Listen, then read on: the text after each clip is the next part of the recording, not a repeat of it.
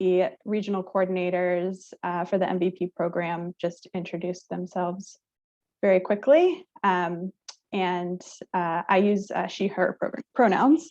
I'll just go down the list. Carrie Ann, do you want to start? Hey everybody, I'm Carrie Ann Petrick. I'm the regional coordinator for the Berkshires and Hilltowns, and I use they, them pronouns. Thanks, Carrie Ann. Michelle. Good afternoon, I'm Michelle Rowden. I represent the Northeast for the MVP program, and I use she, her pronouns. Thanks, Michelle. Hillary.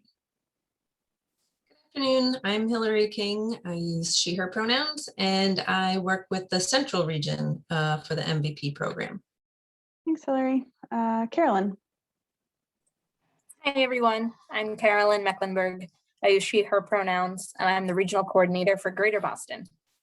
Thanks, Carolyn. Then we have Andrew. Folks, Andrew Smith, use he, him pronouns. I'm the Greater Connecticut River Valley Regional Coordinator. Awesome. Thanks, RCs. And the regional coordinators their regions are shown on this map on the screen. Probably a lot of you have been chatting with them recently about your expressions of interest for the MVP grant round. Just because we got this question yesterday, if you did not get to submit an expression of interest, it's not a prerequisite to apply for funding, so you can still submit a full application. But for those of you that did, I hope that it's been beneficial in developing your project ideas and competitive MVP applications. So I'm just going to go over an agenda for today. I'm going to just give a brief overview of the MVP program. I know most of you already know what it is, but just in case there's any new folks here, I want to do that. I'm going to give some details on the planning grant round that we're about to open, and then I'll pause for any Q&A on planning grants. And then I know most of you are probably here to hear more about action grants and that round and what some of the major changes are this round. So I'll make sure to spend lots of time on that, and we'll have a Q&A related to that. Andrew is going to help me with Q&A today, and Michelle is going to talk about the RMAT Climate Resilience Design Standards tool when we get to that section, and we'll be happy to take questions on that as well. You may have noticed I am recording this webinar. If you're uncomfortable with that for whatever reason, you can exit the webinar, and we will be posting the recording on our website, so you'll be able to access the information that way. I'm hoping to post that recording by the end of the week, as well as the slides, so that you can access those as well.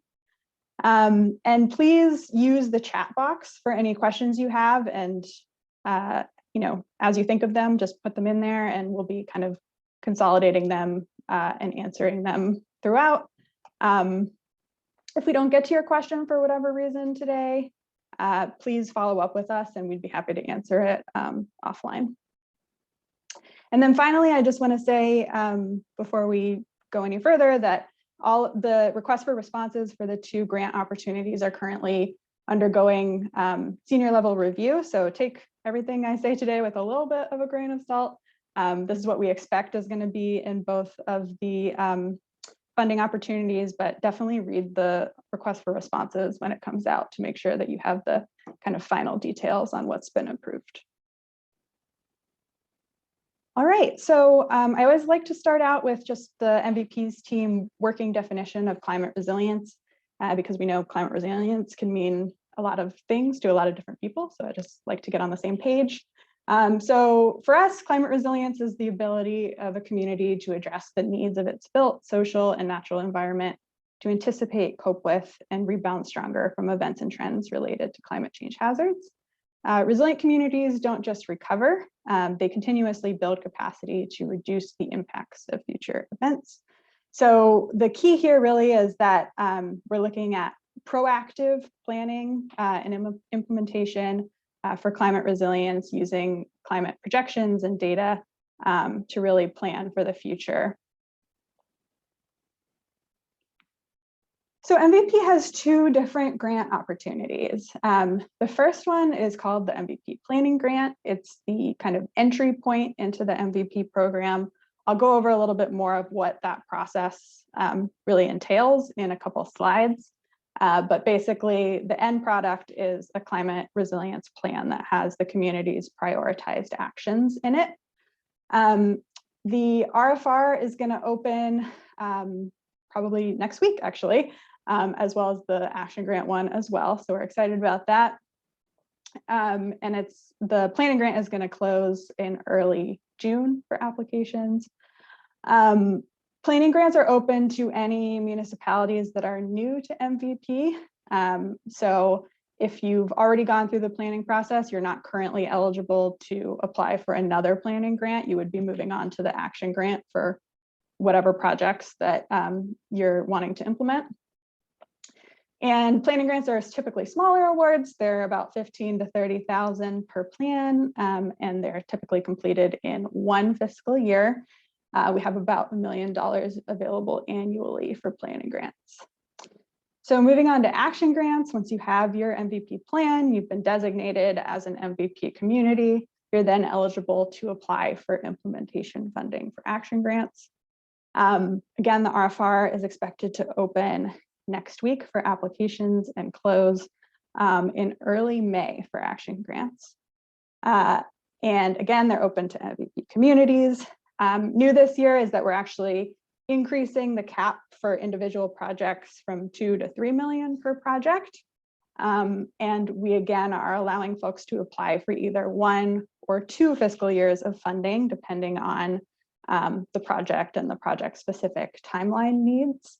I will note, and I'll probably note it again and again in future slides, that it's really important to delineate your project tasks by fiscal year. So realistically, what you can accomplish in the first fiscal year and how much funding you can spend, and then the second one. So if you're applying for a 2-year project, it's really important to have that, that distinction between the 2 fiscal years, because our funding does not roll over from one fiscal year to another.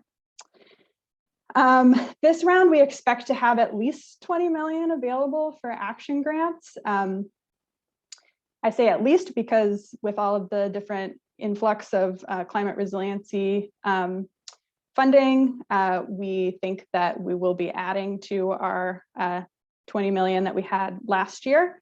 We don't have exact details of exactly how much it's going to be at this point, but we are excited to probably be able to fund, more projects than ever. So if you have been kind of on the fence on whether to apply, it might be a good year to get an application in. And yeah, we're really excited for the prospects of this round. So for a little bit of a status update for the MVP program, if you've been to other presentations that we've done, you've probably seen this map in previous forms. We had a off round for the planning grant. So we did it kind of mid-fiscal year this year. So we actually just welcomed 7 new communities into the planning grant program, and we're now at 95% participation across the Commonwealth. So very excited about that. And if you're representing one of these new communities, welcome. We're really excited to have you. So the dots on this map, which are a little bit harder to see because there are a lot of them, are the action grant projects that we've awarded to date. I think there's over 230 of them across the state. And we've awarded over $65 million to date through the program. So that's very exciting. And again, you'll see the 6 regional coordinators and their contact information on this page. All right, so I am now going to talk a little bit more about planning grants. I mentioned that I was going to talk about the process a little bit. So the planning grant is really centered around a series of stakeholder workshops where community members come together to talk about the hazards, climate hazards that their city or town will be facing into the future. and then talk about the vulnerabilities in town related to infrastructure, society, and environment.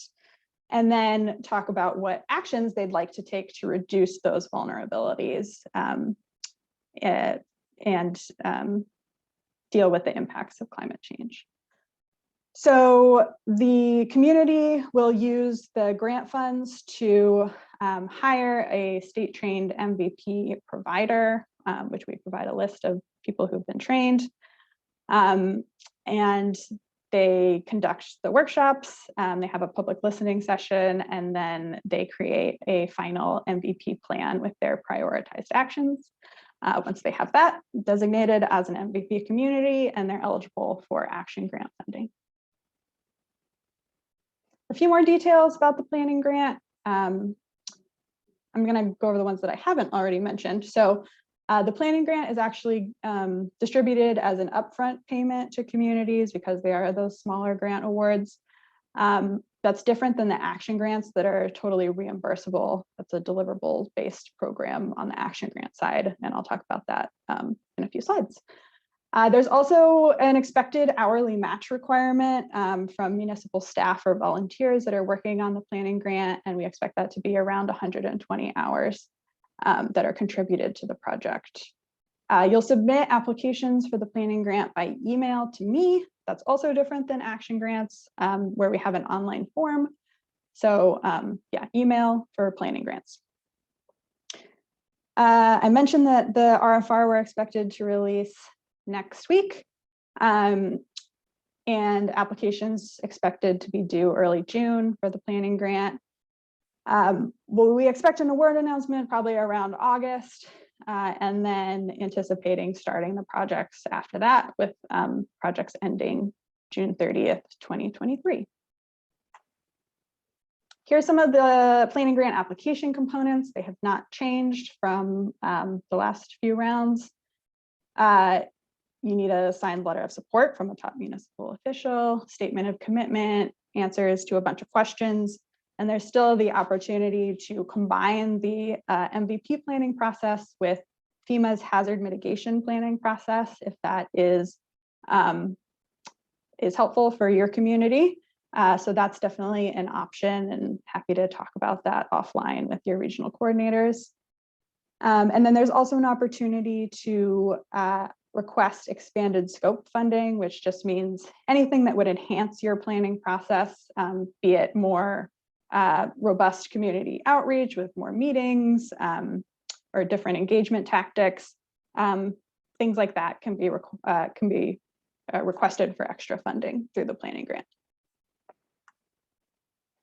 And while I have everyone here today, I thought it would just be great to talk about some of the data that we've seen come out of the planning grant program so far. So this is data from about 300 plans that we've received to our office. And we've done some kind of high level analysis and grouped things into buckets. So in terms of top hazards, the top hazard that folks are concerned about in their plans is inland flooding. For coastal communities, coastal flooding is definitely up there, but this is just looking at the statewide scale, which is why it's inland flooding here. Folks are also concerned about severe winter storms, extreme weather, and other severe weather as well. In terms of vulnerabilities, stormwater management is the number one that people identify in their plan. And then you'll see some of the others: transportation, natural resources, and water use. And then top actions are kind of map on to the top vulnerabilities in this case, with stormwater management actions, emergency management and preparedness, resilient power, and then regulations, zoning, and policy. So very interesting what folks are kind of gravitating around.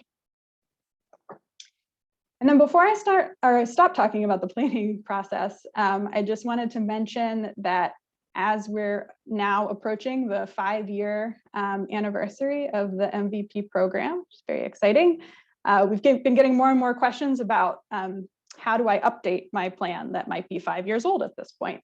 It's a very good question, and we are looking into that currently. So we're kicking off a project with a consultant team that's led by Linnean Solutions. And we are going to be kind of evaluating the first planning grant process and how we'll be kind of revamping it and what kind of new resources and tools and trainings we'll be creating for what we're calling MVP Planning 2.0. So you can definitely, you'll want to stay up to date on this process, and we expect to roll out this new program with the next round of funding, hopefully in FY24. We'll have some opportunities to get engaged. So if you are interested and want to provide your feedback, please sign up for our MVP newsletter, because that's how we'll be kind of pumping out those opportunities. All right, I'm just going to pause really quickly to see if we had gotten any questions about planning grants. We have gotten no questions about planning grants. Okay, great. Well, gives me a chance to pause anyway. And now I will move on to action grants. So I always like to start when I talk about action grants with the slide about our MVP core principles.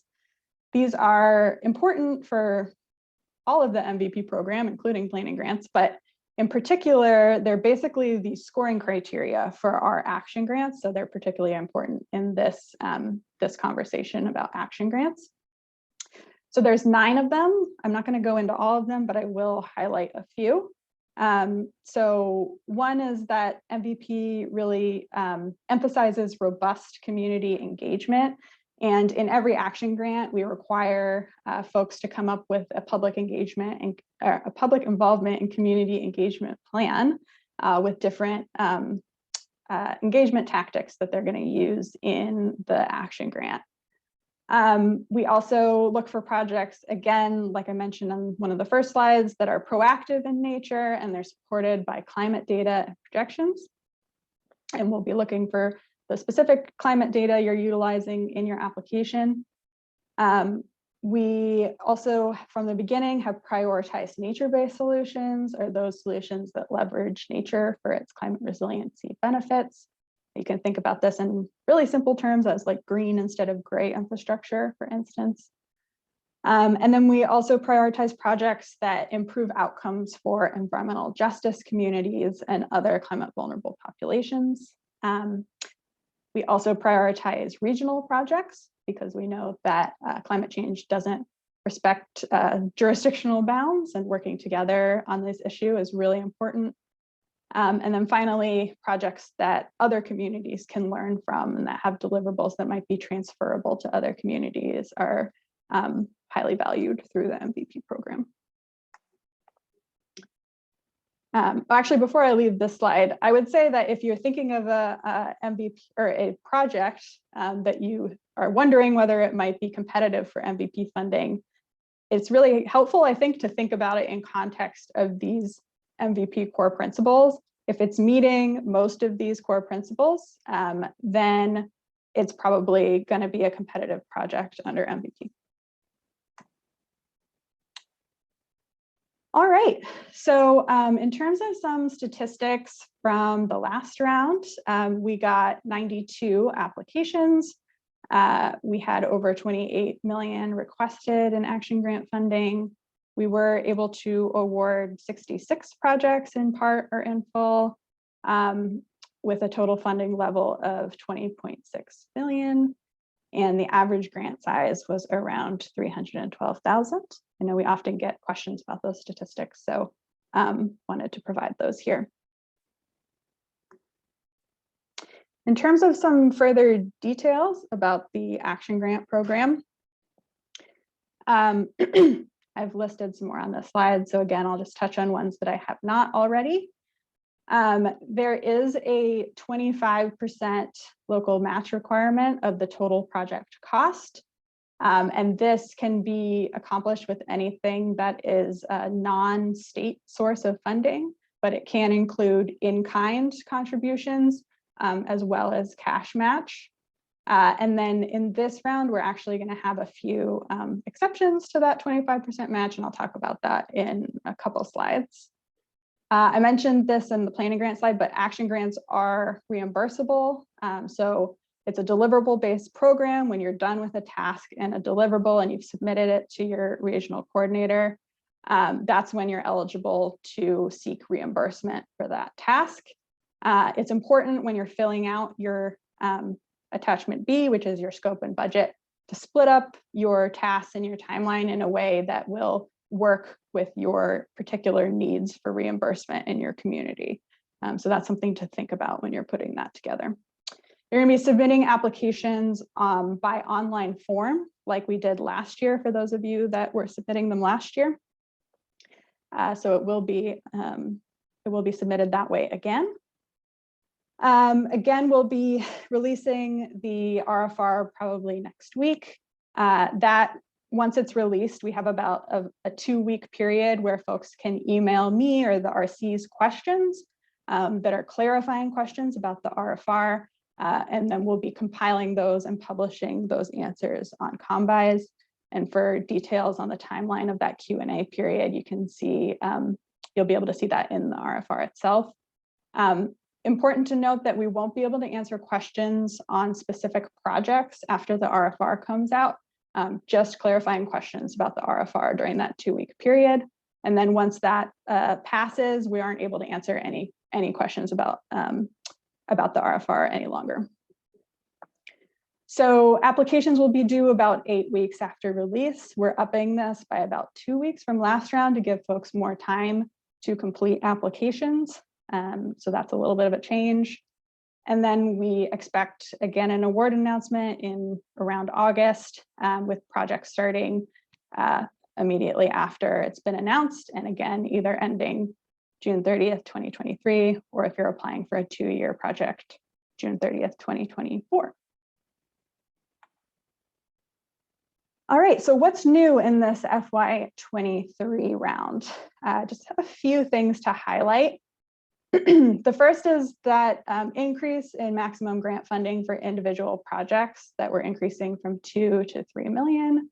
Regional projects remain capped at 5 million requests. I mentioned this briefly, but we are going to be making a couple exceptions for the lower match.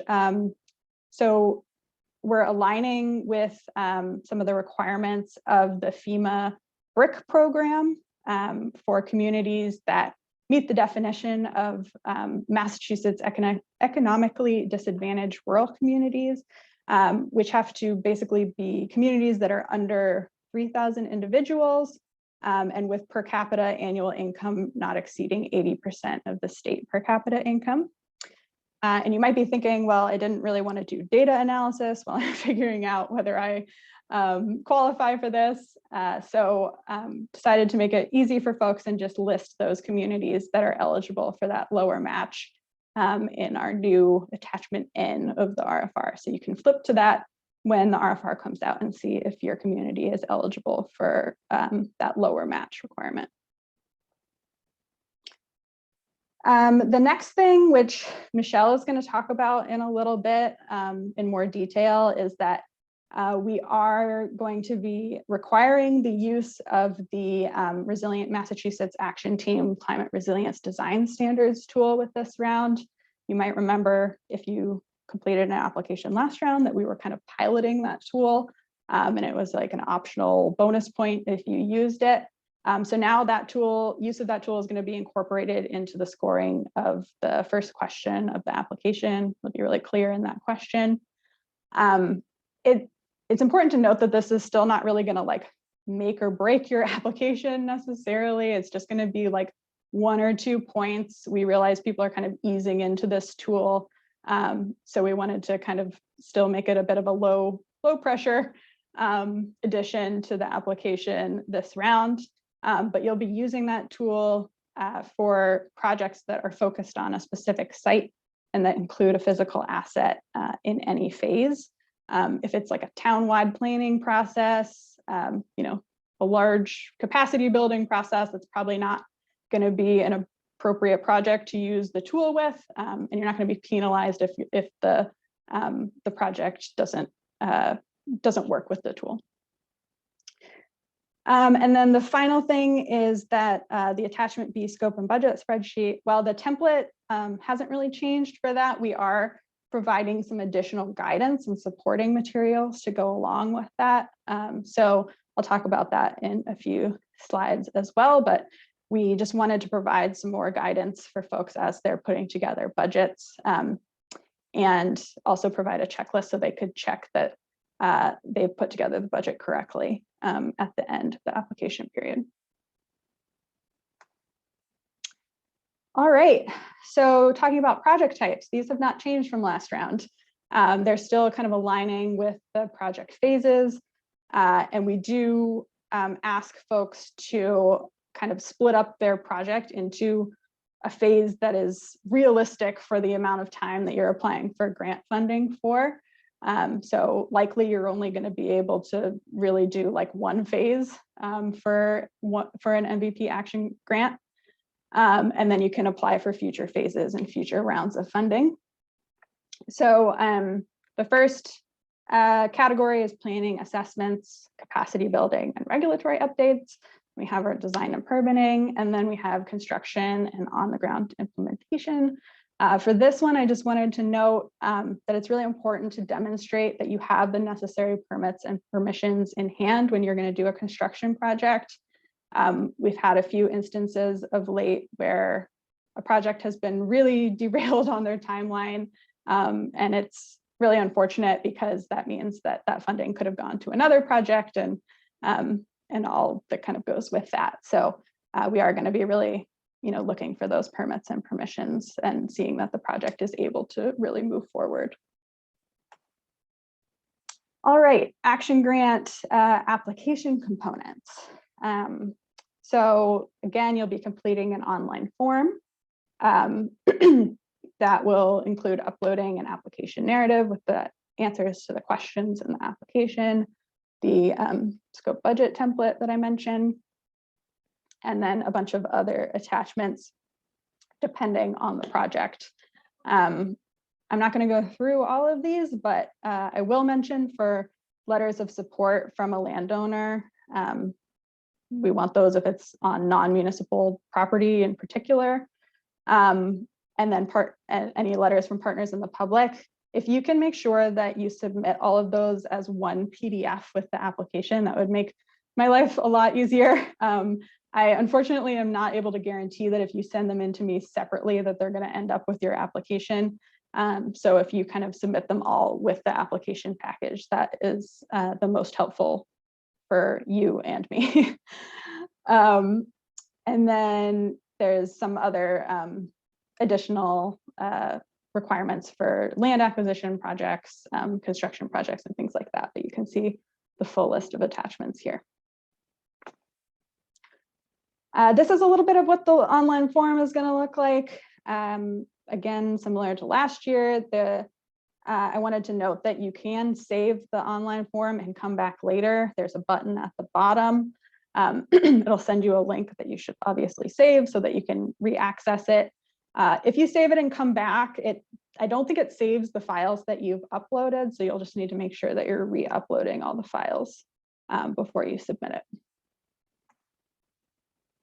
And here's a slide just about the budgeting resources that we've added. So you'll see there's new tabs on the budget spreadsheet with some instructions for how to fill it out and tips for how to fill it out, as well as a checklist that we're going to just upload separately to Combis that you can use to make sure that you filled out the budget completely.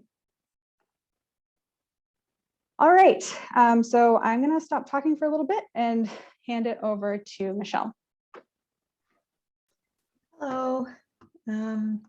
So as Kara said earlier, the Climate Resilience Design Standards tool is a part of the application this year. I'm just going to run through a few things about the tool at a very high introductory level. If you want to dig deeper into the tool, I recommend that you go to the Resilient MA site where it is located, watch the tutorials, read through the guidance documents. And if you still have questions, feel free to contact myself, one of the other RCs, or you can also send questions to rmat@mass.gov. That's RMAT@mass.gov. And so this is a relatively new online tool that was developed by the Resilient MA Action Team. It was released last year on the resilientma.org site.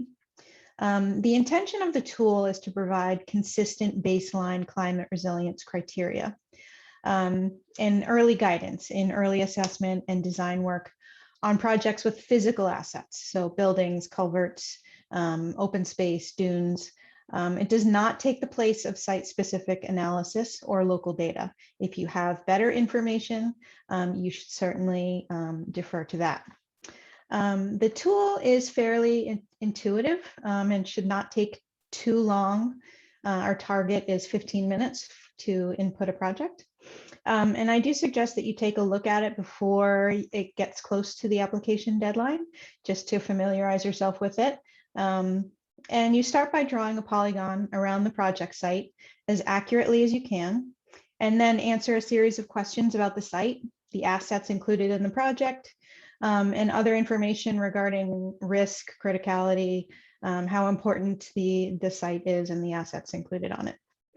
And based on all of that information, the project outputs will include three main things: a preliminary climate change exposure and risk rating.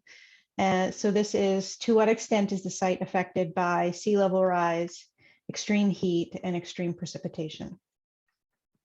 You'll also receive recommended climate resilience design standards. So based on all of the location information and your answers to the questions, what level of effort is suggested that you start with? Should you be designing for 2050 or 2070?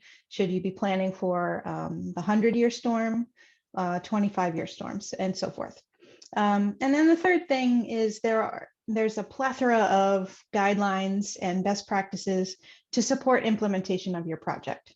So it poses questions like, what other climate resilience considerations should you be thinking about as you begin your project? So things like, is this site appropriate for what we want to build? Should we be collaborating with our neighbors and other nearby communities for a regional solution? Or does it make more sense to take an adaptive approach to this problem and make changes in increments instead of all at once?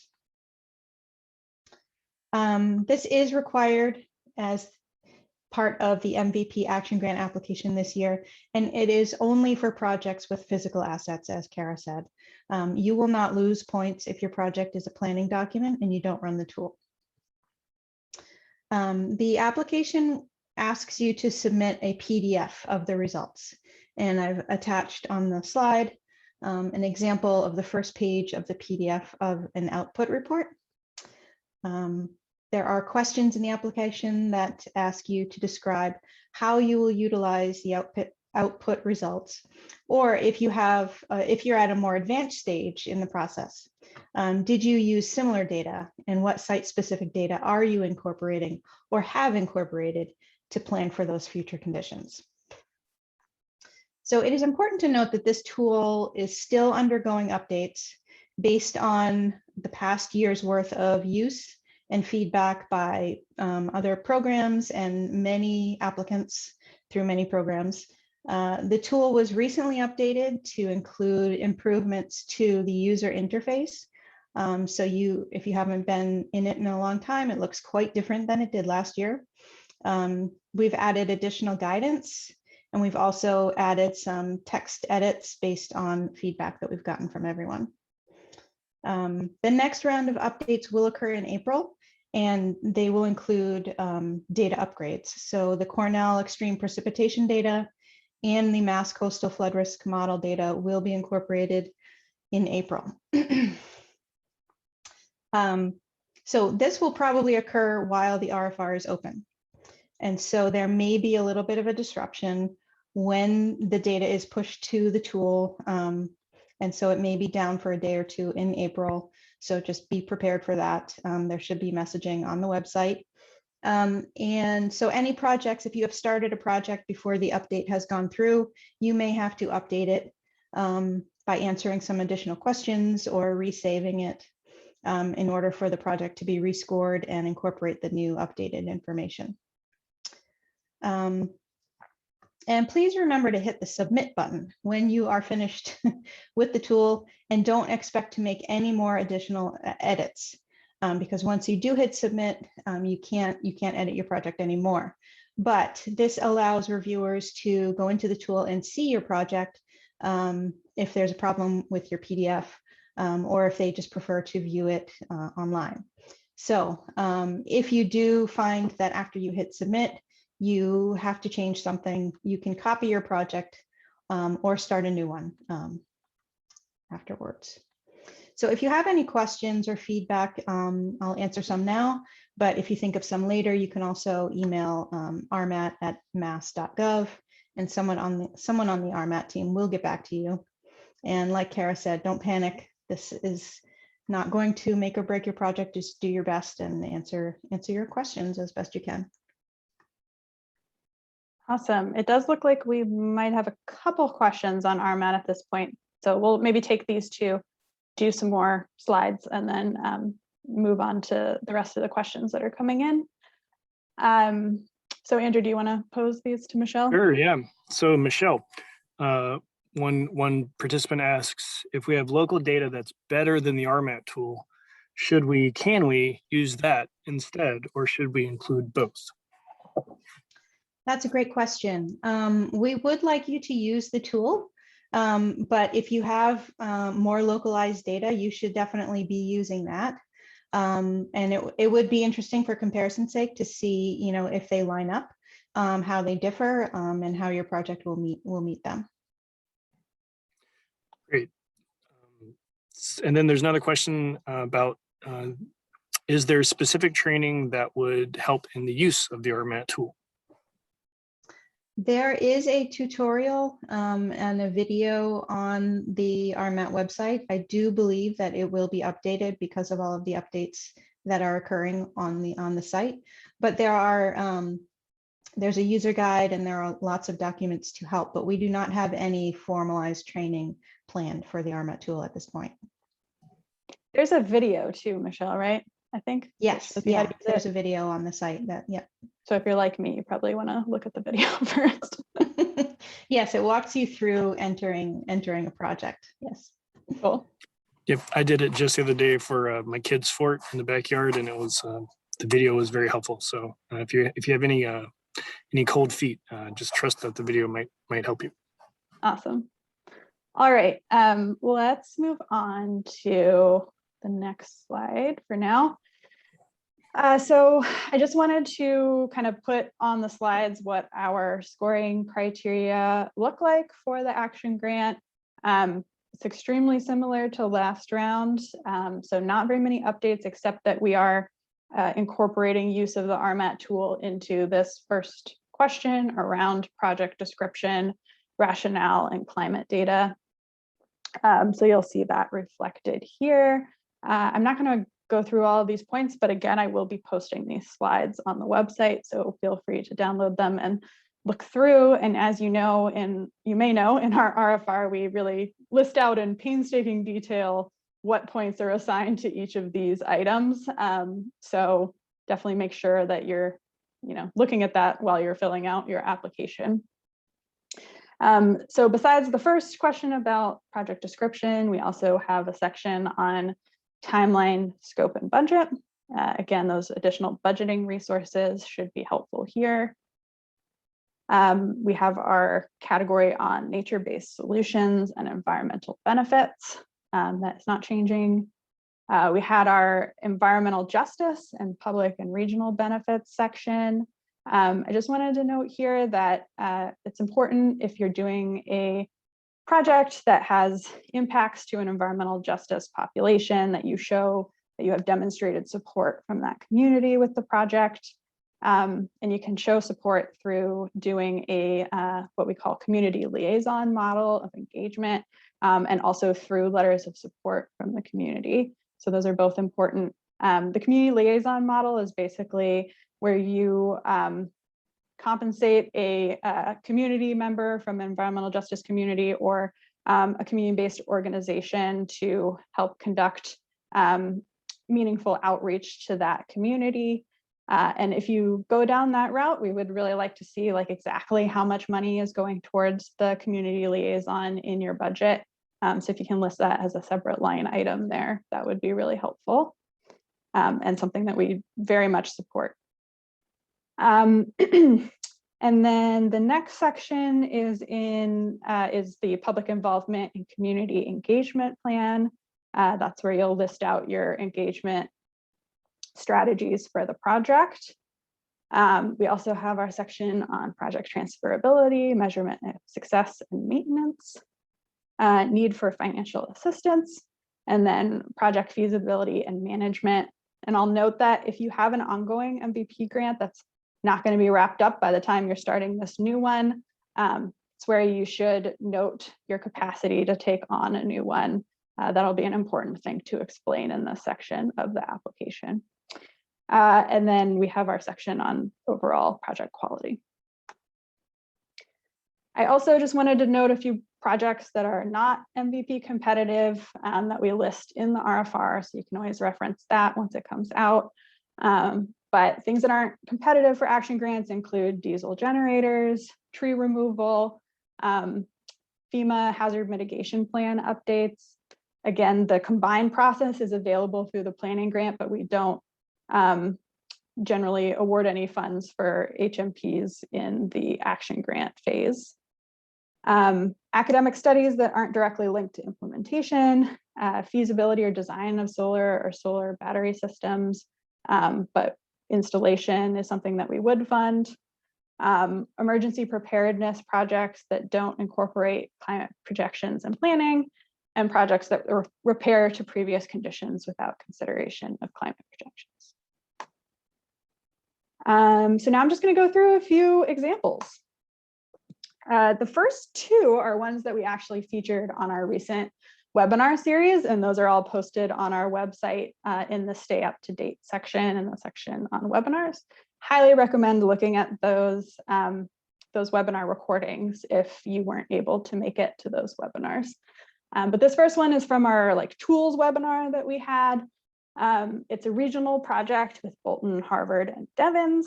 And they were basically looking at opportunities for nature-based solutions in each of their communities. And the final report features ecological restoration and resilience opportunities, tables, and templates. And we see those as really actually transferable tools to other communities. So it'd be great to check those out, see if you can leverage some of the work that's already being done. And we encourage that for all of our action grants, of course, because why reinvent the wheel when your neighbor is doing something very similar? And then this project from Springfield is one that we featured on our community partnerships and trust building webinar. They really focused on social resilience here, which is great in that kind of capacity building category. They created a Resilient Springfield Resident Advisory Council that consists of a lot of different folks to basically improve their communications and outreach strategy for more effectively reaching their city's most vulnerable populations. And then they had a couple other kind of social resilience type projects there as well.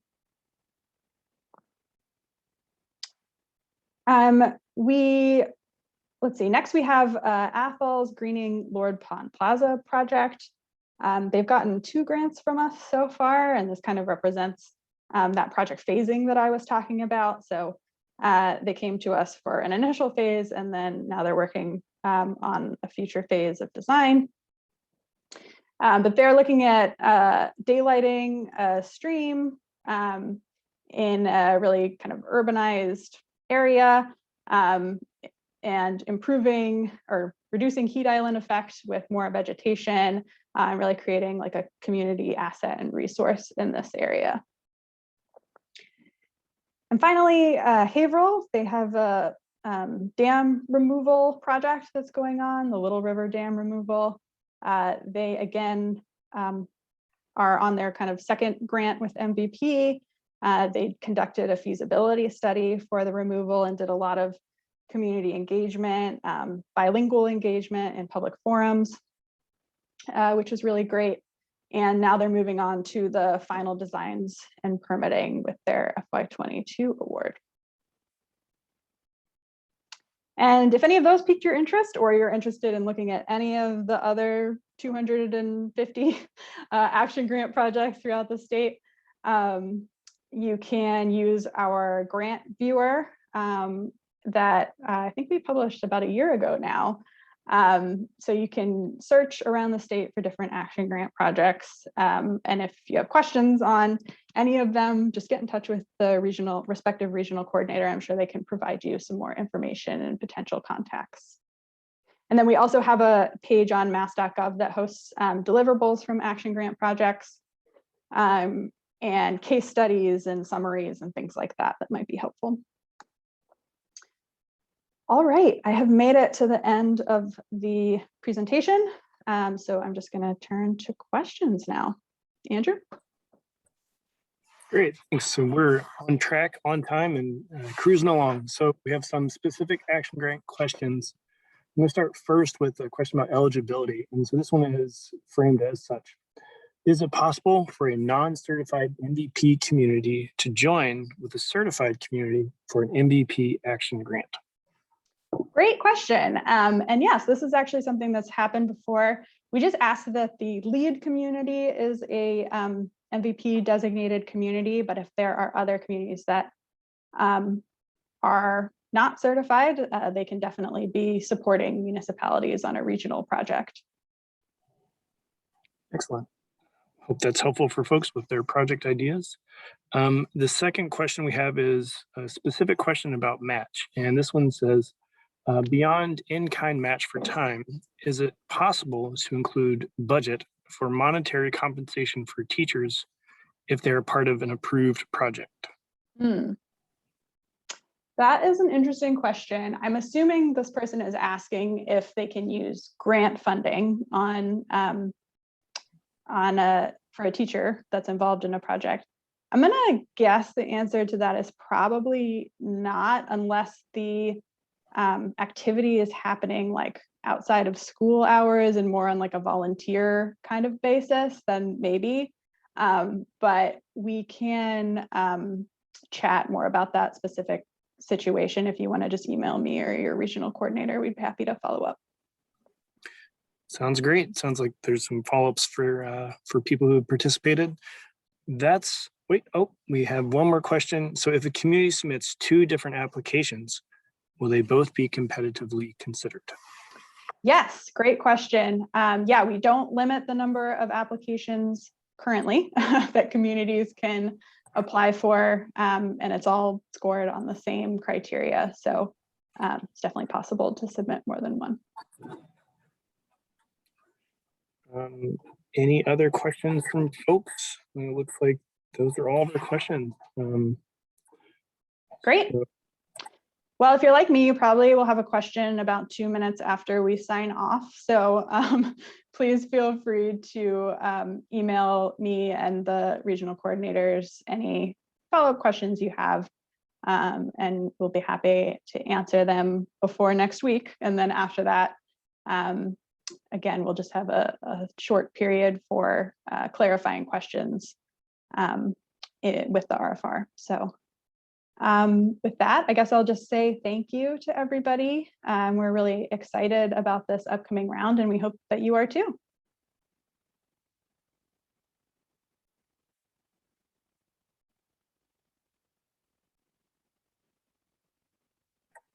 Thanks, everybody.